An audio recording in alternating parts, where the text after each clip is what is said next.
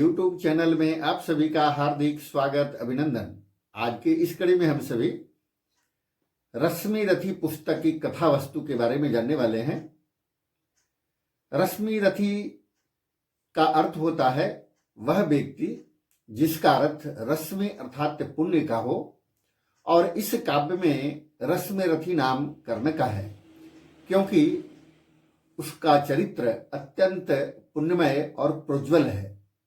कर्ण महाभारत महाकाव्य का अत्यंत यशस्वी पात्र हैं और कर्ण का जन्म पांडव की माता कुंती के गर्भ से हुआ और उस समय हुआ जब कुंती अविवाहित थी।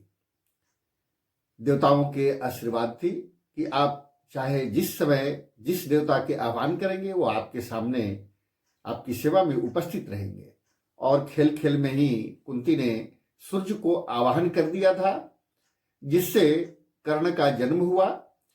और लोक लज्जा से बचने के लिए कुंती ने उस नवजात शिशु को स्वर्ण मंजूषा में रखकर नदी में बहा दिया, जिसे अधिरथ नाम के जो सूत थे उन्होंने उसे छान करके लाया। और जब पुत्र दिखे तो वे खुद भी निसंतान थे, और निसंतान होने के कारण उनकी जो धर्म पत्नी थी राधा कही कि इसे अब पुत्र मान करके पालन किया जाए। और अधिरथ और राधा ने बड़े अपने लाड़ प्यार से कर्ण को पालन पोषण किया। कर्ण जन्म से ही कवच कुंडल के साथ तेजोमय से उत्पन्न थे और इसलिए कर्ण का एक नाम राधे भी पड़ा। और अब हम आगे चलते हैं। जो कौरव का जो वंश परिचय है उसके बारे में। और इस तरह से महाराज कुरु के कई पीढ़ियों के बाद महाराज शांतनु उत्पन्न हुए, और शांतनु की जो पहली पत्नी थी गंगा जी से देवव्रत उत्पन्न हुए, जो राज्य हित में अविवाहित रहने का भीषण संकल्प लेने के कारण बाद में भीष्म कहलाए।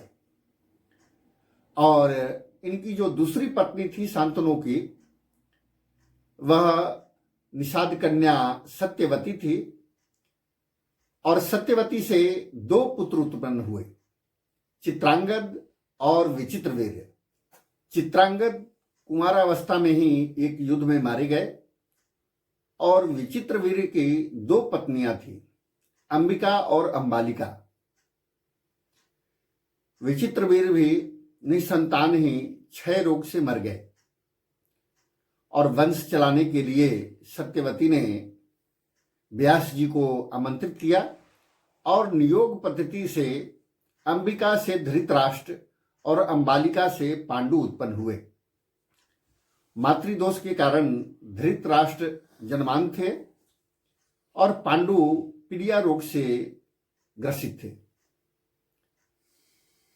और इसके बाद अंबिका की प्रेरणा से व्यास जी ने उसकी दासी से तीसरा पुत्र विदुर जी को उत्पन्न किए, और धृतराष्ट्र के एक ही पत्नी गांधारी से 100 पुत्र उत्पन्न हुए।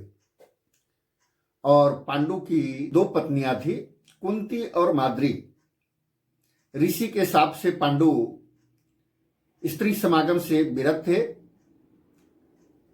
अतः कुंती ने अपने पति के आज्ञा से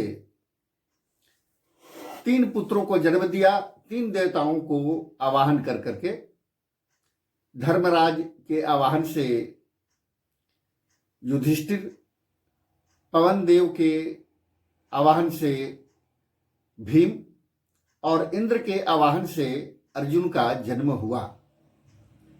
जैसे कुमारावस्था में कुंती ने सूर्य के आवाहन से कर्ण को उत्पन्न किया था, उसी तरह से इन तीनों को धर्मराज से युधिष्ठिर, पवन देव से भीम और इंद्र से अर्जुन का हुआ।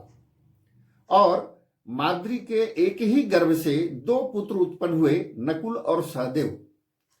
माद्री महाराज शल्य की बहन थी, और पांडु के मृत्यु के बाद माद्री ने सती हो गए, जिसके कारण इन 5 का पालन पोषण कुंती ने ही किया, इसलिए पांडव भी कहलाए।